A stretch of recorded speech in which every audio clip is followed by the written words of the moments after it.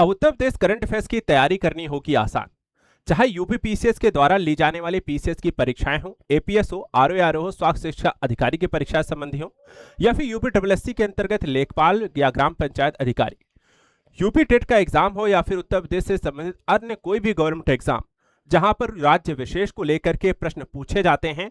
अब यहां पर आपको न सिर्फ पढ़ना आसान होगा, बल्कि परीक्षा में पूछे जाने वाले प्रश्नों का आंसर भी करना आसान होगा।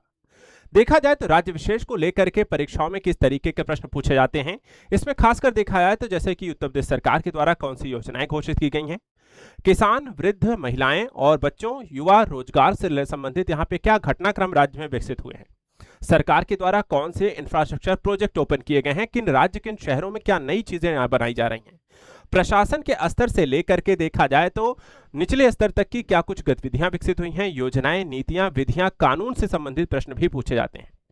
चाहे बात प्रमुख व्यक्तित्वों की हो या फिर स्पोर्ट्स नियुक्तियों से लेकर के कई तरीके के प्रश्न राज्य विशेष आधारित होते हैं। परीक्षा में पूछे जा रहे प्रश्नों की प्रवृत्ति भी देखें, जहां यूपी पीसीएस की परीक्षा में इनका आंकड़ा 25 से 30 प्रश्नों का रहता है, वहां हर एक परीक्षा में उनके यहाँ पर वेटेज के हिसाब से यहाँ पर यूपी का अपना एक इंपॉर्टेंस है। इसलिए हम यहाँ पर इस वीडियो के माध्यम से आप सभी को उत्तर प्रदेश से संबंधित स्टेट करंट अफेयर्स के प्रिपरेशन इन वीडियोस के माध्यम से आपको करना आसान बनाया जा रहा है।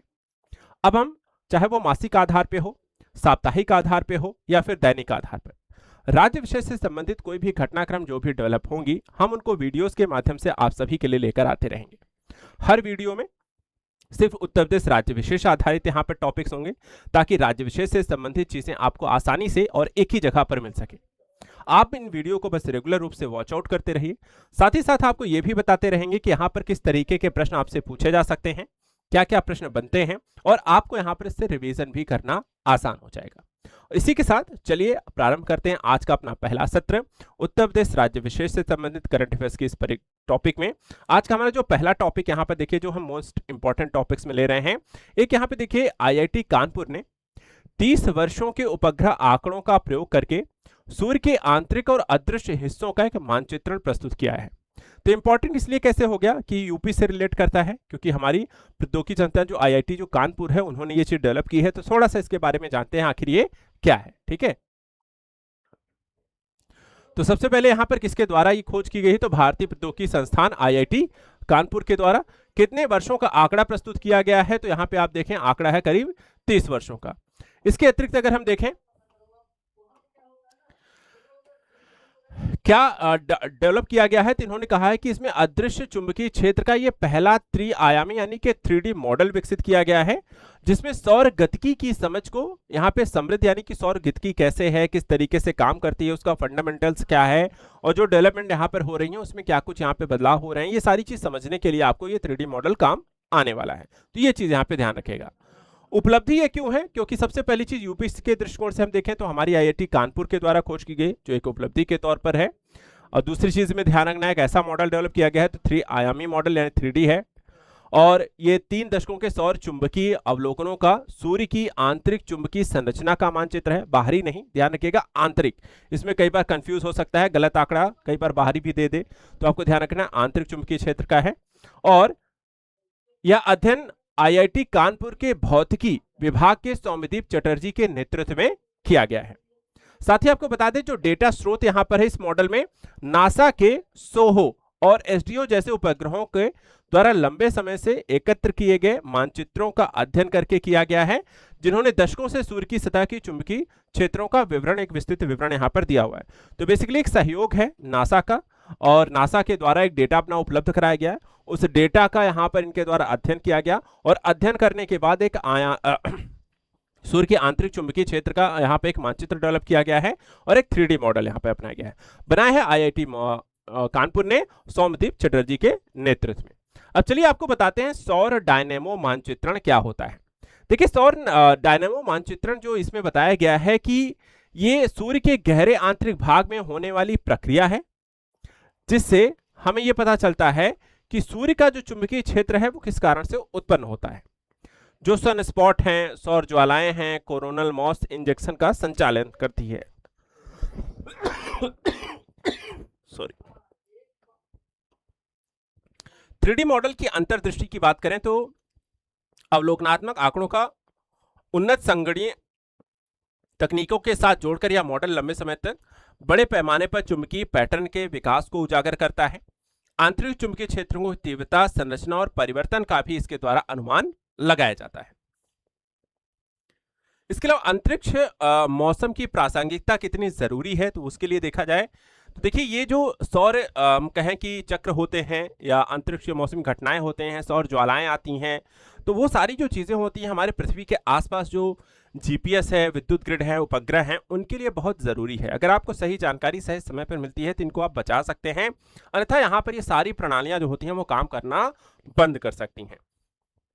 ये जो मॉडल है आगामी जो सौर चक्रों को अधिकतम तीव्रता का आकलन कर पाएंगी, साथ ही यहाँ पे तकनीकी अवसंरचना और उससे सुरक्षा संबंधी उपायों को भी अपनाया जा सकेगा। क्या करना है उससे संबंधित हमारे पास जानकारी होगी। एक यहाँ पे टॉपिक आता है बिग डेटा। बिग डेटा का बेसिकली क्या है, विशाल अवलोकात्मक आंकड़ों को संगणकीय मॉडलिंग के साथ जोड़कर पहले यहाँ पर वैज्ञानिक निष्कर्षों को कैसे उजागर किया जा सकता है, तो उसी को यहाँ पर एक बिग डेटा कहा जाता है। चलिए, यहाँ पे एक मॉडल जो विकसित किया, जो सोहो की बात की गई है, जो नासा के सहयोग से यहाँ पर उन्हें प्राप्त हुआ है। सोहो क्या है उसके बारे में भी थोड़ा सा जान लीजिए। सोहो देखिए नासा और ईएसए का संयुक्त मिशन है, यूरोपीय स्पेस एजेंसी, और वर्ष 1995 में प्रक्षेपित किया गया है। पृथ्वी और सूर्य के बीच लैग्रांज पॉइंट L1 पर यह स्थापित है और सूर्य के आंतरिक भाग, सतह, कोरोना, सौर पवन और कोरोनल मास इंजेक्शन का ये अध्ययन करता है। इसके साथ ही देखा जाए जो एसटीओ है, जिसको हम कहते हैं सोलर डायनेमिक्स ऑब्जर्वेटरी, नासा का ये जो मिशन है ये basically living with the star कार्यक्रम के अंतर्गत वर्ष 2010 में प्रक्षेपित किया गया था और पृथ्वी के चारों ओर भू समकालिक कक्षा जियोसिंक्रोनस ऑर्बिट में परिक्रमा करता है। तो सम टाइम यहाँ पे ये भी पूछा जाता है आखिर सोहो क्या है या एसटीओ क्या होती है, तो इससे संबंधित जो फैक्ट है उनको भी आपको ध्यान रखना है। देखा जाए तो साइंस एंड टेक को लेकर के लगातार परीक्षाओं में प्रश्न पूछे जाने की प्रवृत्ति जो है वो बढ़ रही है, तो आवृत्ति भी यहाँ पर आपके क्वेश्चन की ज्यादा है। चलिए, कानपुर के बाद अगला टॉपिक यहाँ पर आता है बरेली का। बरेली यहाँ पे देखिए चर्चा का विषय रहा, क्योंकि बरेली में बनेगा उत्तर प्रदेश का पहला एक मीडिया टावर। ये कहाँ पे बन रहा है, इसकी क्या विशेषता होगी, इससे जुड़े क्या क्या फैक्ट है उसको समझिए।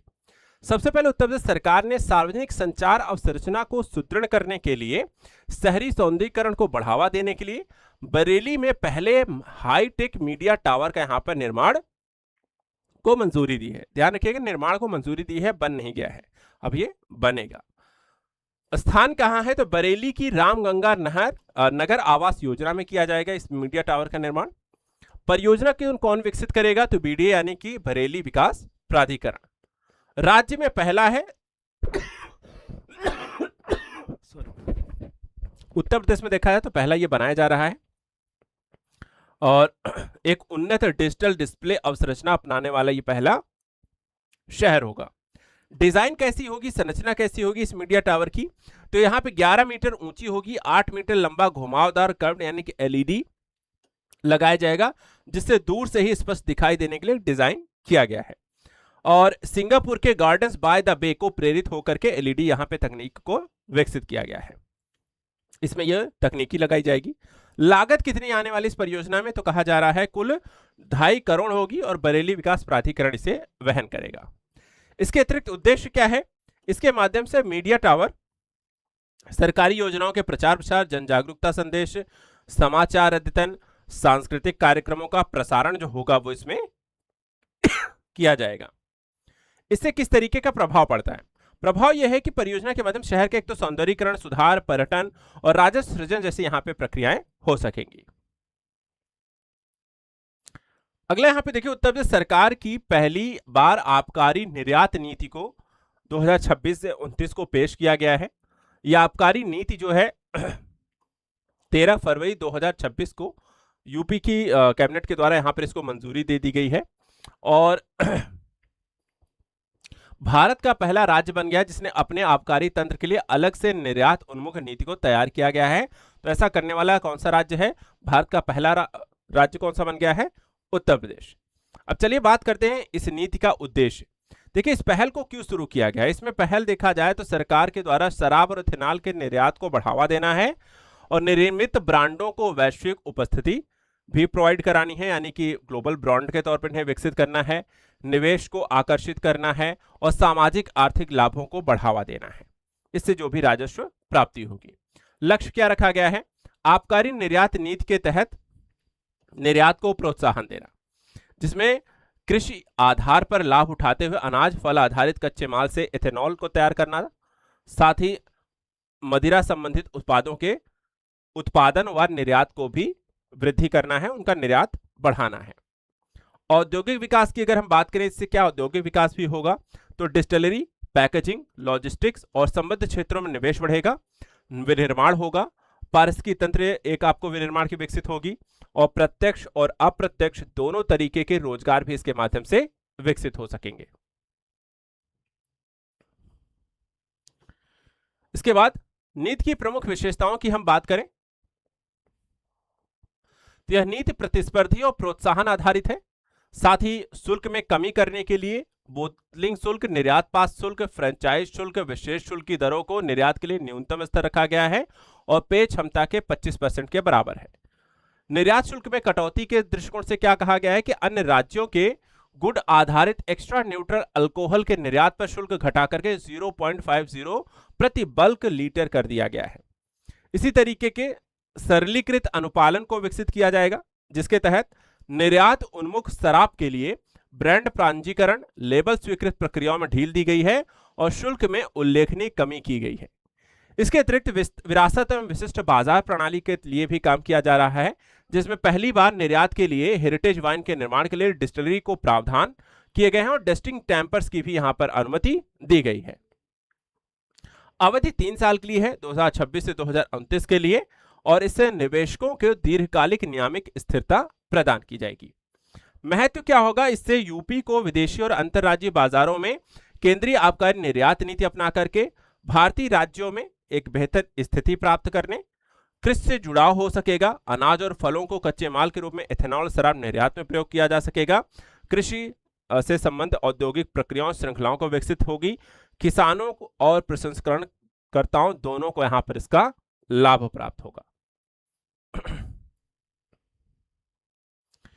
इसके अलावा NSSTA की स्थापना दिवस 2026 भी मनाया गया है। इसको चर्चा यहां पर क्यों है?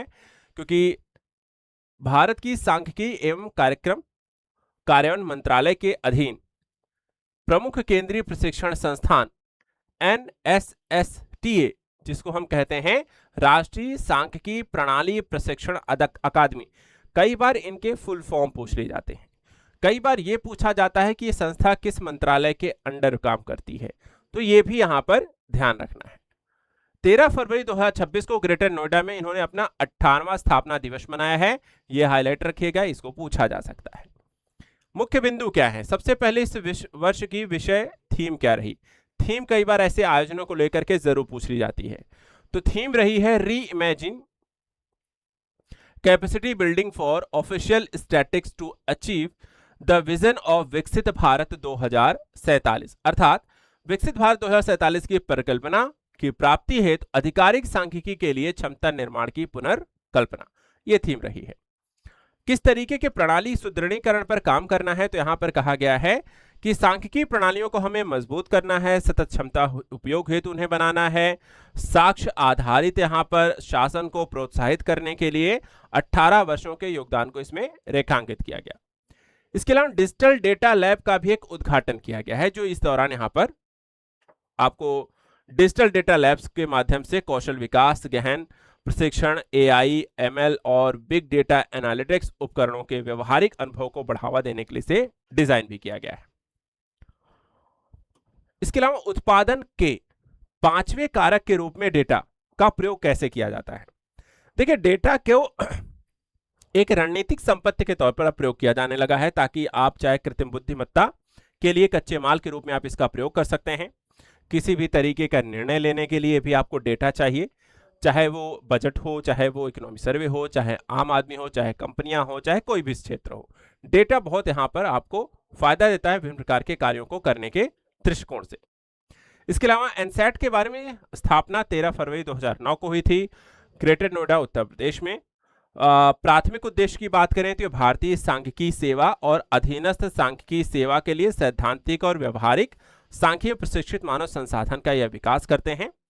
संस्थागत सहयोग की बात करें तो भारतीय पद्धतियों को वैश्विक सर्वोत्तम प्रथाओं के अनुरूप ढालने के लिए एनसेट, आईआईटी, आईआईएम, आईआईएसआई और नीति आयोग, विश्व बैंक, आईएमएफ जैसे अंतर्राष्ट्रीय निकायों के साथ यहाँ पर साझेदारी करता है और मिलकर के काम करता है।